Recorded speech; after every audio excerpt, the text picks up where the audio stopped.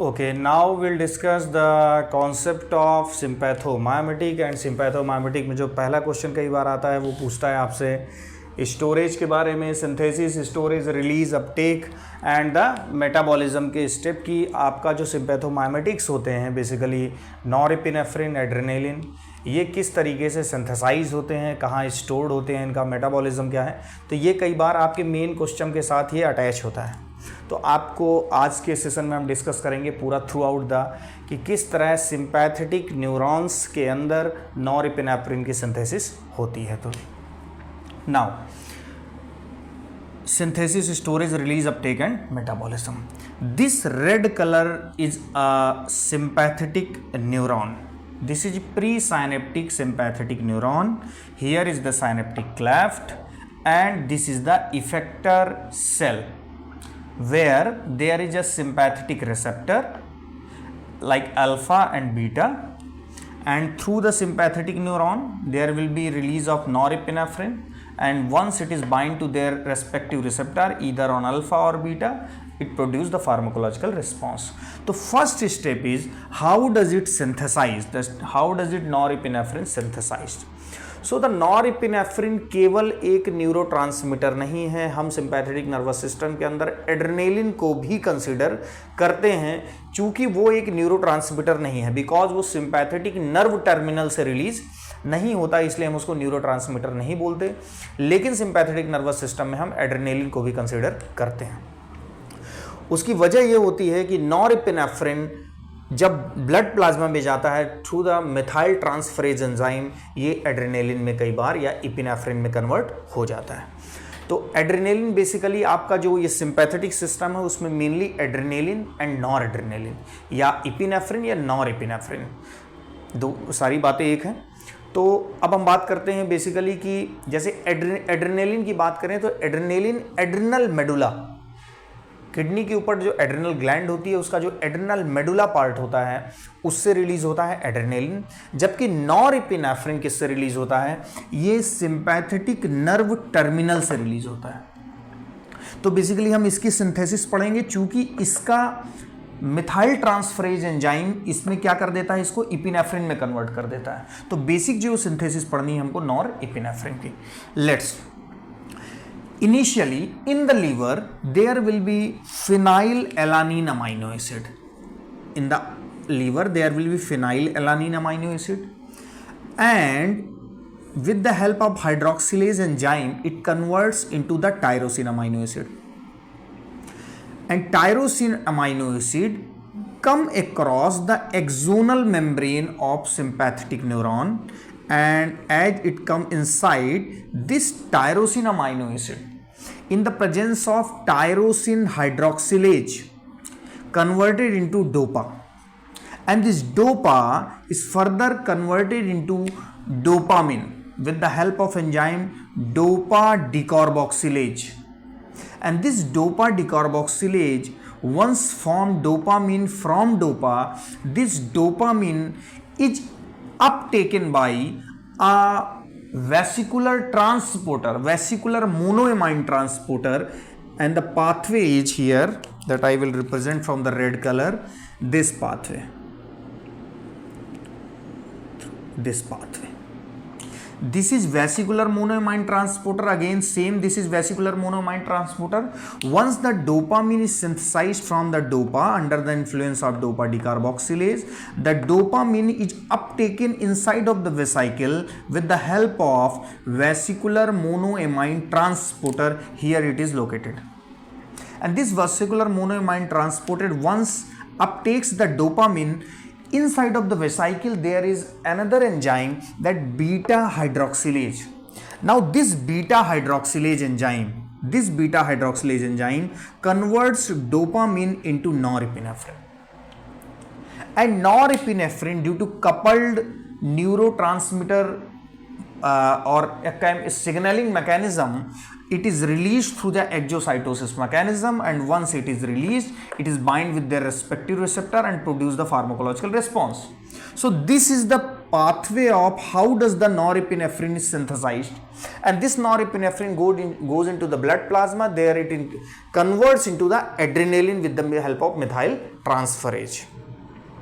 So this is the pathway that how does the synthesis of norepinephrine just takes place. Now we will next step here is the storage. So in the storage, once the norepinephrine gets synthesized from the dopamine under the influence of dopamine beta hydroxylase, this is actually encoded, धसी हुई होती है एक protein में जिसका नाम होता है chromogranin, and this chromogranin protein present inside of the vesicle where the norepinephrine is stored along with ATP. इस वेसाइकिल के अंदर नॉरएपिनेफ्रिन क्रोमोग्रेनिन प्रोटीन में धसा हुआ होगा, किसके साथ? एटीपी के साथ, विद द हेल्प ऑफ किस रेशियो में स्टोर होगा? 4:1. ये मैंने शॉर्ट में कुछ पॉइंट छूटे ना इसलिए यहां पे लिख रखा है. क्रोमोग्रेनिन प्रोटीन में धसा होगा एटीपी के साथ इन रेशियो 4:1. तो ये आपका स्टोरेज की बात हमने कर ली. अब हम बात करते हैं किसकी? रिलीज की. तो रिलीज में बेसिकली क्या है? रिलीज में देखिए कि आपके रिलीज में कोई सिग्नलिन आएगा, सिंपैथेटिक स्टिमुलस कोई आएगा, and that stimulus through the chemical transmission और the chemical signalling pathway there will be release of norepinephrine, but not only norepinephrine. Here the beta hydroxylase will release, here the chromogranin protein will release, here the ATP will release, and the most thing, the co-transmitter will also be released. Co-transmitter क्या होते हैं? जैसा कि मैंने को-ट्रांसमीटर के session में समझाया था, को-ट्रांसमीटर न्यूरोट्रांसमीटर के पैरेलल रिलीज होने वाले केमिकल सब्सटेंस होते हैं जिनके खुद के अपने रिसेप्टर होते हैं इफेक्टर सेल में. तो बेसिकली अगर हम सिंपैथेटिक न्यूरॉन की बात करें तो यहाँ पे जो मोस्ट इंपॉर्टेंट को-ट्रांसमीटर होता है that is enkephalin and neuropeptide Y. So from the nerve terminal, from the adrenergic nerve terminal, there will be release of norepinephrine, there will be release of ATP, there will be release of dopamine, beta hydroxylase, there will be release of norepinephrine, enkephalin and neuropeptide Y. तो ये आपको किस में लिखना है? Release mechanism में. And uptake mechanism में क्या है?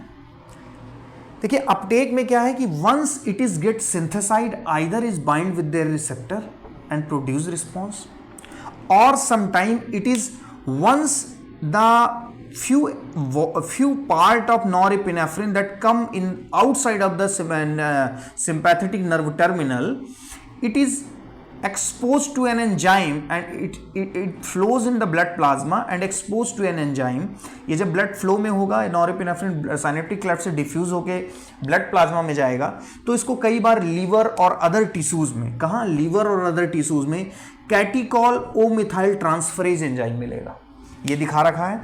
This norepinephrine under the influence of catechol O methyl transferase in the liver and other tissues get metabolise into normetanephrine NMN and vinyl mandelic acid. और इसके पहले भी, चूंकि ये साइनेप्टिक क्लेफ्ट में या ब्लड प्लाज्मा में टिश्यू में हमने बात की, इसके पहले भी जब इस वेसाइकिल से नॉरएपिनेफ्रिन रिलीज होता है और कुछ पार्ट नॉरएपिनेफ्रिन का लाइक यहां पे प्रेजेंट होता है, जैसे ये यहां पे दिखा रखा है, this norepinephrine also get metabolized by an enzyme, a group of enzyme that present inside of the adrenergic neuron that called monoamine oxidase. This monoamine oxidase metabolize the norepinephrine into the MOPEG and DOMA. MOPEG stands for 3-methoxy 4-hydroxy phenyl glycol, and this DOMA is 3,4-dihydroxy mandelic acid. 3,4-dihydroxy mandelic acid. So this MAO present in the adrenergic neuron in the cytoplasm, where it is responsible for metabolizing the norepinephrine present in the cytoplasm of the adrenergic neuron. And once it is goes in the norepinephrine to synaptic cleft, when it reaches to liver or other tissue, it get metabolized with the help of catechol O methyl transferase. तो कैटिकॉल methyl transferase से metabolise होगा नॉरमेटानेफ्रिन और vinyl mandelic acid में। अब जो norepinephrine यहां पे है उसके कई फेट हैं, इधर इट इज अपटेकन, अब हम इस स्टेप को भी और पढ़ रहे हैं, अपटेक स्टेप, इधर इट इज, अच्छा सॉरी हमने मेटाबॉलिज्म कवर कर लिया, कोई बात नहीं, आपको मेटाबॉलिज्म बाद का स्टेप समझ में आ गया। अब हम अपटेक की बात कर रहे हैं। अपटेक क्या है कि once norepinephrine is gets release in the synaptic cleft, either it is uptaken by the transporter. This green color is a transporter called NET, norepinephrine transporter.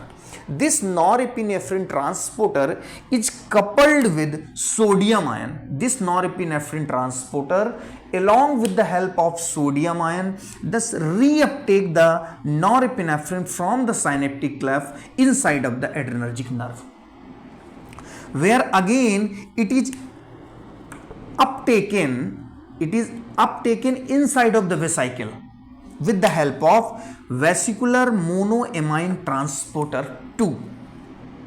This is the axonal transport NET and this is the vesicular transport VMAT. VMAT, vesicular monoamine transporter 2, means vesicular monoamine transporter present on the vesicular membrane and responsible for reuptake of norepinephrine from the cytoplasm, and the NET is responsible for uptake of norepinephrine from the synaptic cleft. And this VMAT also responsible for uptake of what? Dopamine inside of the vesicle. So it has multiple functions. And one more thing, that here is a transporter, and this transporter called norepinephrine or noradrenaline tyramine transporter, also this is called NET, norepinephrine transporter. This transporter, it is same transporter, and this allow the uptake of tyramine from outside, and parallel to this it throws the norepinephrine outside of the adrenergic neuron. Means tyramine जितना अंदर आएगा noradrenaline या norepinephrine उतना बाहर जाएगा।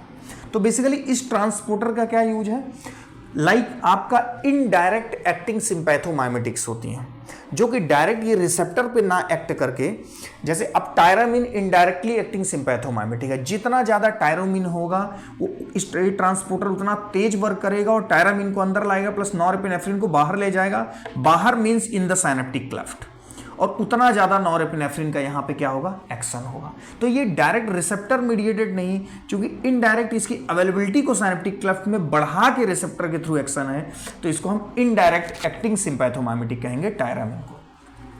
तो ये बात हो गई। अब देखिए यहाँ पे कुछ ड्रग्स हैं, वो ड्रग्स किस तरीके से एक्शन को मॉड्यूलेट करती हैं और सिंपैथेटिक आउटफ्लो को रिड्यूस करती हैं। लाइक रेजरपिन, ये ड्रग है रेजरपिन। रेजरपिन कैसे एक्ट कर रही है, reserpine inhibiting this vesicular monoamine transporter so that dopamine will not come inside of the vesicle, it will not convert into norepinephrine, and जब ये इसमें कन्वर्ट नहीं होगा इट मीन्स ओवरऑल जो फ्लो है वो क्या होगा, रिड्यूस होगा, क्योंकि नॉरएपिनेफ्रिन की अवेलेबिलिटी वेसाइकिल के अंदर क्या हो जाएगी, कम होगी, क्योंकि डोपामिन का अपटेक वीमैट के थ्रू कम हो गया। तो रेजरपिन इनहिबिट द वीमैट, ये डॉटेड लाइन जो है ये इनहिबिशन को इंडिकेट कर रही है। रेजरपाइन समझ में आ गया। एंटी हाइपरटेंसिव यूज करते हैं क्योंकि सिंपैथेटिक फ्लो को क्या कर रही है, कम कर रही है। सेम उसी तरह जैसे हम देखते हैं गोनेथिडिन। अब गोनेथिडिन एक ड्रग है और गोनेथिडिन बेसिकली क्या कर रही है, डिस्प्लेसेस नॉरएपिनेफ्रिन, ये डिस्प्लेस कर रही है नॉरएपिनेफ्रिन को। पहली बात तो गोनेथिडिन जो होती है इसकी एक कैरेक्टरिस्टिक होती है कि जो वीमैट ट्रांसपोर्टर होता है, वेसिकुलर मोनोइमाइन ट्रांसपोर्टर 2, ये इसके अपटेक को करने लगता है, किसके, गोनेथिडिन के। तो ये जितना ज्यादा गोनेथिडिन को अंदर लाएगा, गोनेथिडिन से तो नॉरएपिनेफ्रिन सिंथेसाइज होगी नहीं, नॉरएपिनेफ्रिन किससे सिंथेसाइज होगी, इधर डोपामिन से या तो खुद नॉरएपिनेफ्रिन आए। तो गोनेथिडिन क्या होगा, इसकी कॉन्सेंट्रेटिंग मैकेनिज्म है कि ये वीमैट2 इसको बार बार पकड़ा के ला के अंदर कॉन्सेंट्रेट कर देगा, जिसकी वजह से ओवरऑल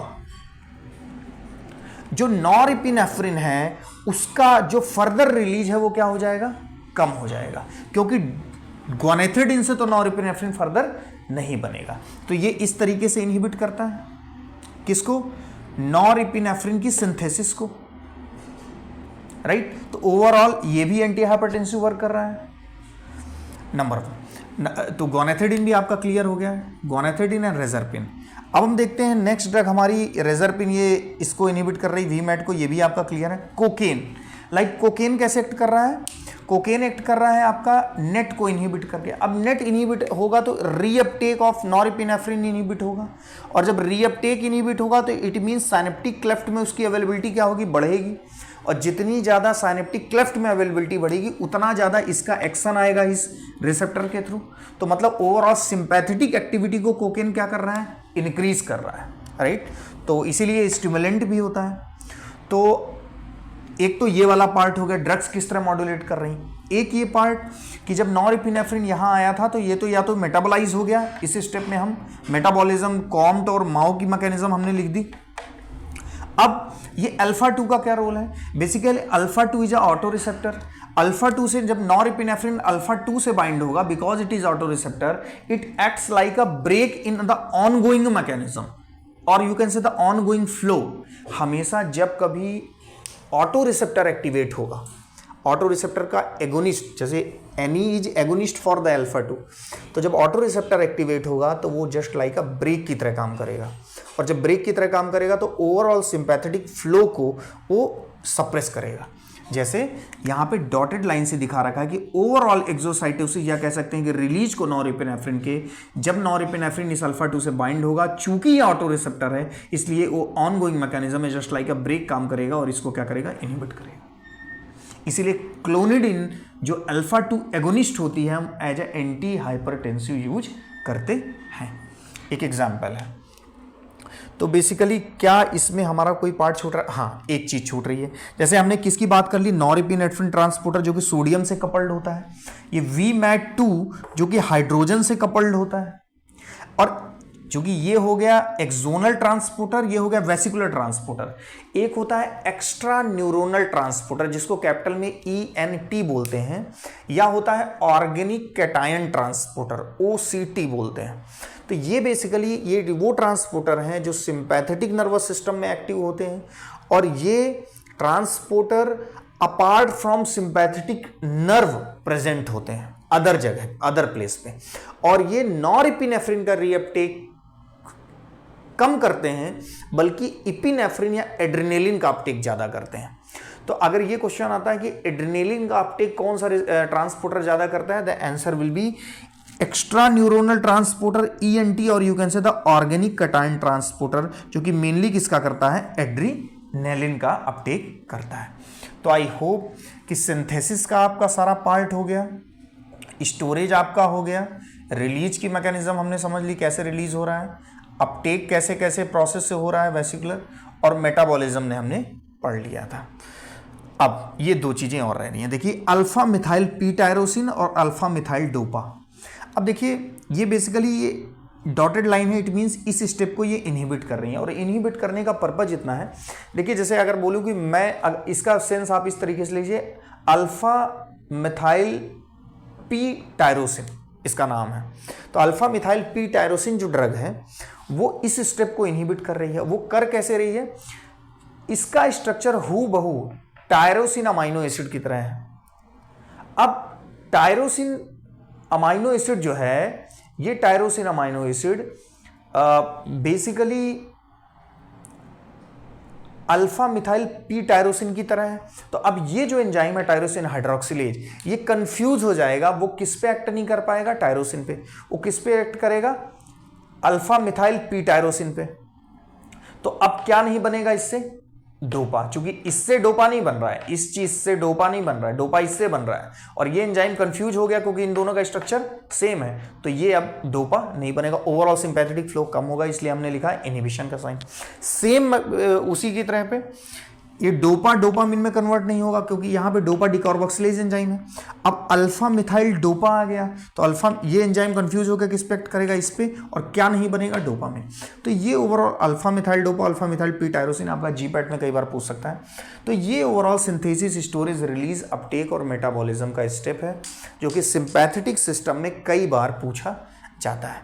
तो आपको अगर सारा कंटेंट ट्रांसपेरेंटली सब कुछ समझ में आया तो प्लीज़ आप चैनल को सब्सक्राइब जरूर करिए, अपने फ्रेंड्स के साथ शेयर करिए, और कोई भी आप क्वेश्चन मेरे से कमेंट सेक्शन में पूछ सकते हैं। Thank you very much.